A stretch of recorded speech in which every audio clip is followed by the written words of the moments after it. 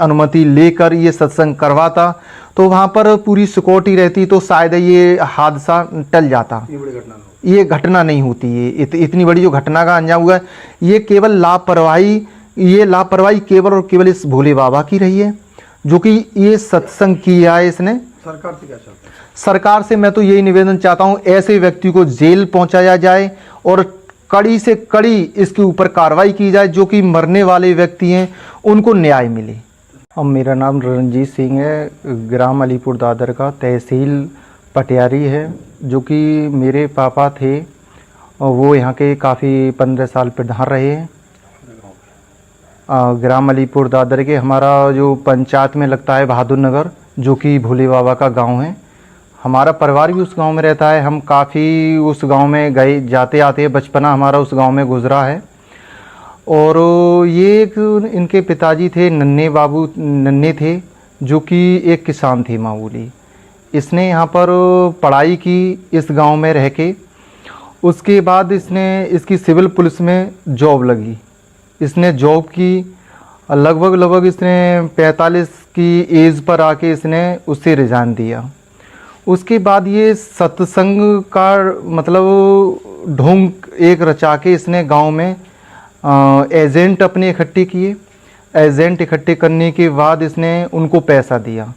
पैसा करने के बाद यहाँ पर धीरे धीरे पब्लिक आना स्टार्ट हुई। जब यहाँ पर कुछ भी नहीं बना हुआ था तब से मैं इसको जानता हूँ, देखता चला आ रहा हूँ। इसने एजेंट अपने लगा के उनको पैसा दिया। उसने ये कहलवाता था कि मेरी उंगली पे चक्र दिखाई दे रहा है, और लोग जो एजेंट थे वो ये कहते थे प्रभु हमें चक्र इसकी उंगली पर, आपकी उंगली पर चक्र दिखाई दे रहा है या त्रिशूल दिखाई दे रहा है। ये खुद को अपने जनता को भ्रमित करके, और ये मतलब उनको ये कहता था कि ये मतलब भगवान का दर्जा, मतलब खुद को भगवान मानने लगा ये।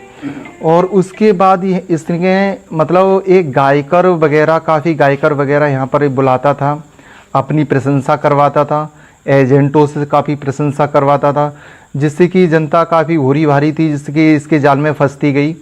जैसे जैसे इसका नेटवर्क बढ़ता गया, भीड़ बढ़ती गई। यहाँ पर काफ़ी दूर दूर इसने अपने सत्संग किए। जो एजेंट थे इसने अपनी खुद की एक पुलिस फोर्स इसने बना के तैयार कर ली, और उसके जरिया से लोगों को इतना मतलब इसने वो कर दिया कि मैं ही भगवान हूँ, मैं ही सब कुछ हूँ। उसके बाद इसके पास कम से कम 16, 17 साल की लड़कियाँ रहती, जिसकी इसकी बॉडी पर जो मसाज करती हैं। और ये सिगरेट, शराब, बहुत नशा का बहुत अधीन ये बाबा है।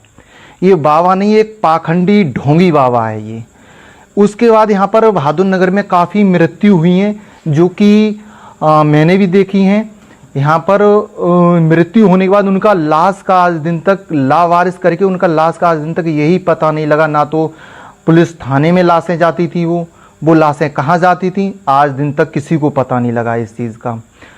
और ये जब इसको ये लगा कि मैं फंसता जा रहा हूँ, ये आश्रम यहाँ से छोड़ के दूसरी जगह रहने लगा।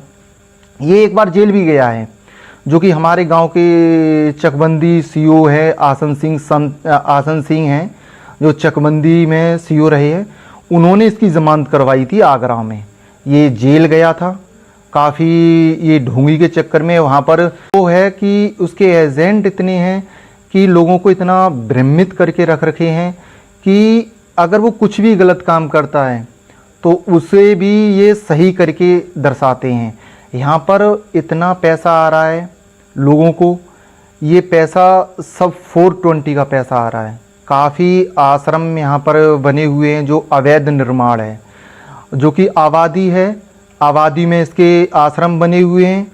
कुछ इसने खरीदी है, कुछ और आदि इसने आबादी घेर रखी है, गांव की आबादी घेर रखी है, और अवैध कब्जा कर रखा है इसने। और अपने आसपास आश्रम को, गांव वालों को या किसी को जाने आने से बहुत बंदिश रखता है ये। और ये मतलब इसकी जो पत्नी है इसमें पूरे षड्यंत्र में वो इसके लिप्त है, इसमें शामिल है वो। और वो मतलब नई नई लड़कियों को लाती है, और नए नए बहुत बड़े बड़े व्यक्ति जो इसके पास आते हैं उनको, जो 16, 17 साल की, 18 साल की लड़कियां हैं, उनको ये परोसता है उनके लिए। और उसमें ये सभी काफ़ी बड़े बड़े लोग इसमें शामिल हैं, जिससे कि ये मतलब उन लोगों को पैसा भी देता है। इसके पास अनाप शनाप पैसा, ये पैसा कहाँ से आ रहा है आज दिन तक कोई भी जानकारी नहीं है किसी को। और ये यहाँ पर एक एक ट्रक सामान यहाँ पर आ रहा है, कहाँ से आ रहा है किसी को कोई पता नहीं। गांव वालों को इसलिए नहीं आने देता है, अपना मतलब सामान खुद बिकवाता है, गांव वालों को इसलिए नहीं आने देता है कि लगता है उसे कि अगर मैं गांव वालों को आने दूंगा तो कहीं मेरा ये भंडा फोड़ नहीं हो जाए, कोई पुलिस को सूचना ना दे दे। और बाहर की पुलिस अपना बाहर का फोर्स रखे हुए है, जिसे उसने अपनी वर्दी दी हुई है, वो व्यक्ति यहाँ पर मतलब किसी अदरवाइज गांव वाले को आश्रम में एंट्री नहीं देते हैं वो लोग। सफेद कपड़ों का राज है? सफ़ेद कपड़ा, ये मतलब सफ़ेद कपड़ा, मैं बात बता दूं, ये खुद को इतना मतलब पाक साफ शुद्ध मतलब कहता है कि मैं भगवान हूँ, मैं सफ़ेद कपड़ा, और ये मतलब केवल सफ़ेद कपड़ा, कोट पैंट टाई पहनकर, चश्मा लगाकर, यानी कि परफ्यूम वगैरह लगाकर, इसका भोले बाबा का एक ढोंग है, जो का एक ड्रेस इसने अपना, जो कि मेकअप में इसने जो बोलते हैं कि मेकअप तरीका से इसने एक अपना ड्रेस बना रखा है। लेकिन उसमें जो जनता है, काफ़ी लोग इसके बारे में जो जान चुके हैं, जो मेरे पिताजी थे, इसके बारे में सारी सच्चाई जानी उन्होंने, वो वहाँ से हट गए। मेरे पिताजी 15 साल प्रधान जो ग्राम पंचायत ये बहादुर नगर में, जो बहादुर नगर है, ग्राम पंचायत अलीपुर दादर में लगता है। तो मेरे पापा को इसने धमकी भी दी, पापा से ये कहा कि मैं तुम्हें बहुत पैसा दूंगा, तुम मेरे में आके शामिल हो जाओ। पापा ने इसकी जो सच्चाई थी, सच्चाई जानी, यहाँ पे काफ़ी मर्डर हुए थे, तो पापा ने कहा कि मैं आपका साथ नहीं दूंगा। और यहाँ पे वो लड़कियाँ जो काफ़ी कम उम्र की लड़कियों के साथ ये सेक्स करता था और उनके साथ रिलेशन में रहता था। तो पापा ने ये देखा सब, पापा वहाँ से हट गए। मैं भी जाता था, छोटा था, और इतना छोटा भी नहीं था, मैं सारी चीज़ें देखता था, जानता था। तो हम लोगों की कोई उसमें रोक टोक नहीं थी, क्योंकि हम प्रधान थे गांव के, तो आराम से उसके पुराने आश्रम में जाते थे, आते थे। तो ये सारी चीज़ें हमने देखी हुई हैं। तो ये केवल यहाँ पर डर से नहीं आ रहा है कि कहीं पर जो मैंने मर्डर किए हैं, वो मर्डर का राज मेरा खुल ना जाए।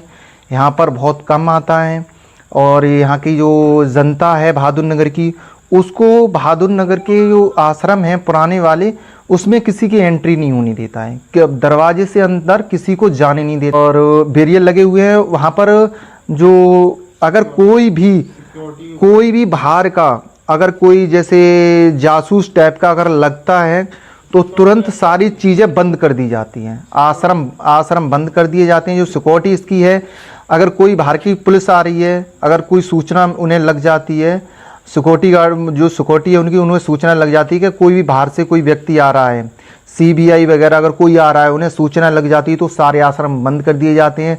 लड़कियों को आश्रम से भगा दिया जाता है, गाड़ियों में बैठा के, पीछे का इसका रास्ता है। तो गाड़ियाँ कैसी हैं? लग्जरी गाड़ियाँ? कितनी लग्जरी गाड़ियाँ हैं, बहुत लग्जरी गाड़ियाँ हैं इसके पास। गाड़ियों की कोई तादाद नहीं है इसके पास, कितनी गाड़ियाँ हैं कोई तादाद नहीं है।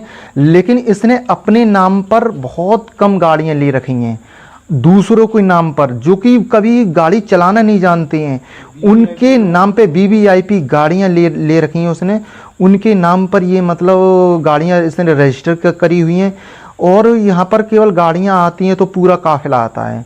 बसें हैं लोगों के दूसरों के नाम पर हैं, लेकिन बसें ये स्वयं यूज़ कर रहा है। उसमें इसके सारा पूरी सिक्योरिटी, पूरी महिलाएं, लड़कियाँ सारी भर के जाती हैं। आज जो सिकंदराव में हुआ उसके बारे में क्या कहेंगे? सिकंदराव में जो हुआ है उसका जिम्मेदार स्वयं ये बाबा है, स्वयं जिम्मेदार। इसलिए बहुत, इसके पास ना तो कोई शक्ति है, ना कोई इसके पास कोई चमत्कार है। केवल इसके एजेंटों ने भ्रमजाल फैला के वहाँ पर जो पब्लिक इतनी इकट्ठी की, लोगों ने 85,000 पब्लिक इकट्ठी की है। इसका मरने वाला जो मरने वाले व्यक्ति हैं, ये इसका जिम्मेदार स्वयं बाबा है। इसने जानबूझकर इसने ये हत्याएं करवाई हैं, जो कि इसमें बच्चे हैं छोटे छोटे। अगर ये वहाँ पर अपनी जो कि उत्तर प्रदेश की शासन से अनुमति लेकर ये सत्संग करवाता तो वहाँ पर पूरी सिक्योरिटी रहती तो शायद ये हादसा टल जाता। ये बड़ी घटना हो। ये घटना नहीं होती है। इतनी बड़ी जो घटना का अंजाम हुआ है, ये केवल लापरवाही केवल और केवल इस भोले बाबा की रही है, जो कि ये सत्संग किया है इसने। सरकार से क्या चाहते हैं? सरकार से मैं तो यही निवेदन चाहता हूँ, ऐसे व्यक्ति को जेल पहुंचाया जाए और कड़ी से कड़ी इसके ऊपर कार्रवाई की जाए, जो कि मरने वाले व्यक्ति हैं उनको न्याय मिले।